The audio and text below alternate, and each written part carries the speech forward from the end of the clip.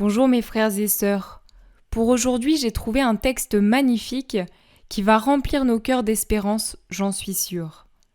C'est difficile en ce moment de garder justement la joie, la paix, l'espérance en voyant le mal qui se propage dans le monde, notre monde qui sombre dans les ténèbres, qui va de pire en pire, plus rien ne va. Mais ne l'oublions pas, c'est le Seigneur qui a tout dans ses mains et la Vierge Marie écrasera la tête de Satan. Au nom du Père, du Fils et du Saint-Esprit. Amen. Viens, Esprit Saint, viens par la puissante intercession du cœur immaculé de Marie, ton épouse bien-aimée. Viens, Seigneur, disposer nos cœurs pour accueillir et comprendre cet enseignement que tu nous donnes aujourd'hui. Voilà, Seigneur, je te laisse toute la place. Alors, le passage se trouve dans le tome 29 au 19 mai 1931. Jésus à Louisa. Ma fille, mon amour ne s'est pas éteint à cause de la chute de l'homme.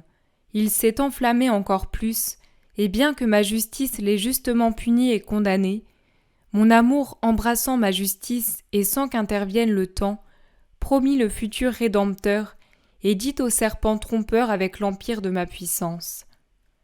Tu t'es servi d'une femme pour arracher l'homme à ma divine volonté, et moi, au moyen d'une autre femme, ayant en son pouvoir la puissance de mon fiat, je détruirai ton orgueil, et elle t'écrasera la tête de son pied immaculé.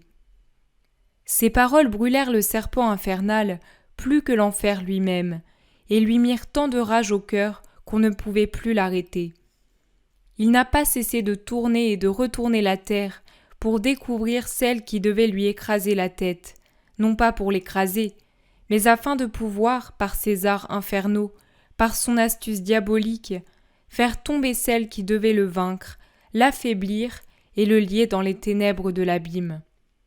Pendant 4000 ans, il a parcouru la terre, et lorsqu'il voyait des femmes plus vertueuses et meilleures, il livrait son combat, les mettait à l'épreuve de toutes les manières, puis il les laissait après s'être assuré, par quelque faiblesse ou défaut, que ce n'était pas par elle qu'il devait être vaincu.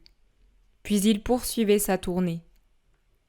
Elle est cependant venue la créature céleste qui devait lui écraser la tête, et l'ennemi a senti en elle une telle puissance que ses jambes faiblirent, et il n'eut pas la force de s'en approcher. Fou de rage, il sortit tout l'arsenal de ses armes infernales pour la combattre, tenta de l'approcher, mais sentit qu'il faiblissait, les jambes brisées, et il fut contraint de battre en retraite. C'est donc de loin qu'il épiait ses admirables vertus, sa puissance et sa sainteté.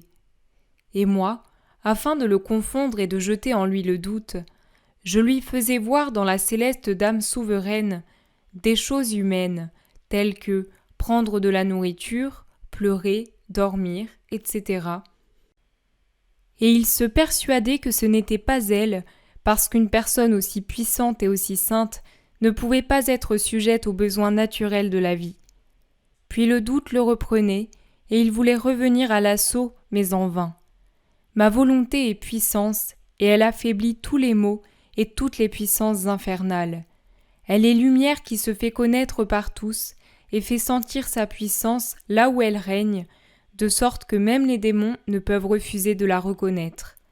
C'est pourquoi la Reine du ciel était et demeure la terreur de l'enfer tout entier. Je trouve que ce paragraphe fait vraiment ressortir l'humilité de Dieu.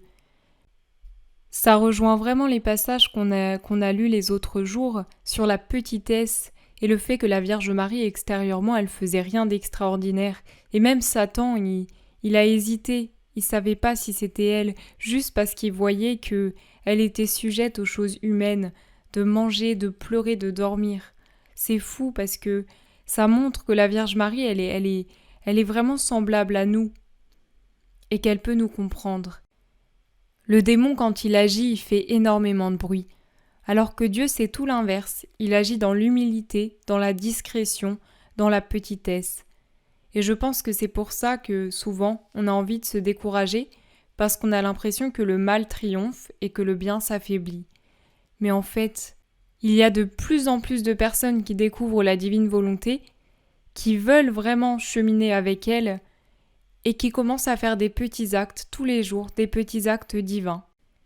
Des petits actes en apparence, parce que c'est vrai que ça ne paye pas de mine, dormir, manger, marcher, respirer, faire le ménage, toutes ces petites choses qui ne payent pas de mine extérieurement.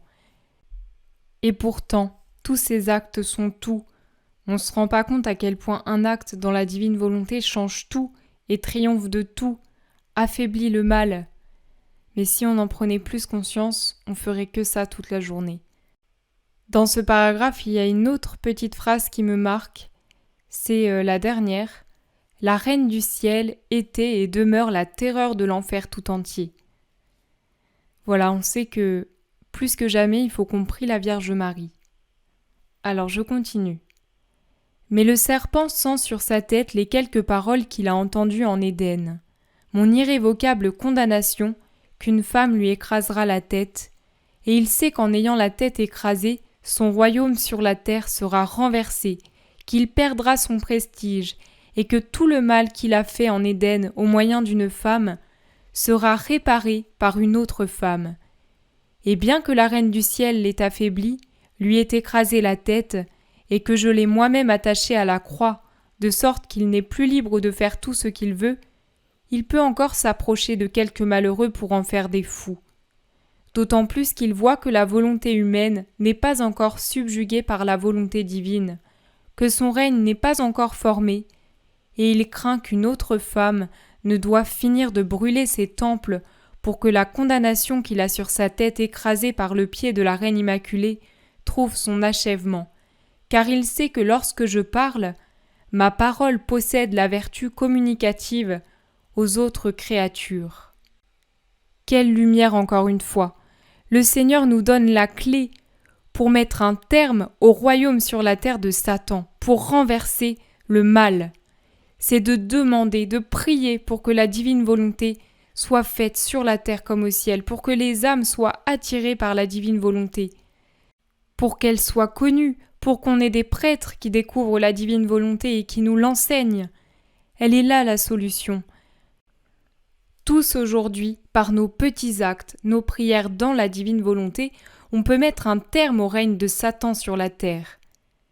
Plus il y aura d'actes, et plus ce sera rapide.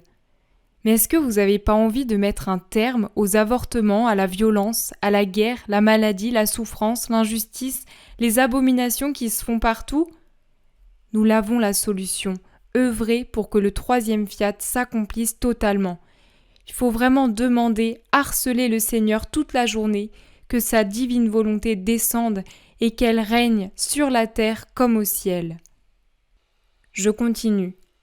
Certain que celle qu'il craignait était la très sainte Vierge Marie, et incapable maintenant de la combattre, il a repris sa ronde et cherche partout afin de voir si une autre femme aurait reçu de Dieu la mission de faire connaître la divine volonté pour qu'il règne. Et comme il t'a vu écrire beaucoup sur mon fiat, le simple doute que ce pourrait être toi lui a fait se lever tout l'enfer contre toi, et c'est la raison pour tout ce que tu as souffert. En se servant de méchants hommes qui inventent des calomnies et des choses qui n'existent pas. Mais en te voyant tellement pleurer, les démons sont persuadés que tu n'es pas celle qu'ils craignaient tant être capable de mener à la ruine leur royaume diabolique. Voilà pour ce qui concerne la Reine du Ciel à propos du serpent infernal. Voilà, je trouve ce texte vraiment très lumineux encore une fois, très éclairant. Et le Seigneur nous dit concrètement ce qu'on doit faire si on en a marre que Satan règne sur la terre tout simplement. Eh bien, prions la Vierge Marie pour qu'elle vienne vraiment écraser la tête de Satan et aussi qu'elle vienne terrasser notre volonté humaine pour que nous puissions laisser régner en nous la divine volonté. Je te salue, Maman Marie, pleine de grâce, le Seigneur est avec toi. Tu es bénie entre toutes les femmes, et Jésus, le fruit de tes entrailles, est béni. Sainte Marie, Mère de Dieu, prie pour nous pauvres pécheurs, maintenant et à l'heure de notre mort. Amen. Merci Seigneur pour cette méditation que tu nous as offerte aujourd'hui. Pour te remercier, nous t'offrons la puissance, l'humilité de la Vierge Marie. Nous prenons les mêmes prières que la Vierge Marie, son amour, pour te demander que vienne ton règne sur la terre comme au ciel. Merci Seigneur. Merci d'avoir été là aujourd'hui, je vous souhaite une très belle journée et je vous dis à demain. Soyez bénis.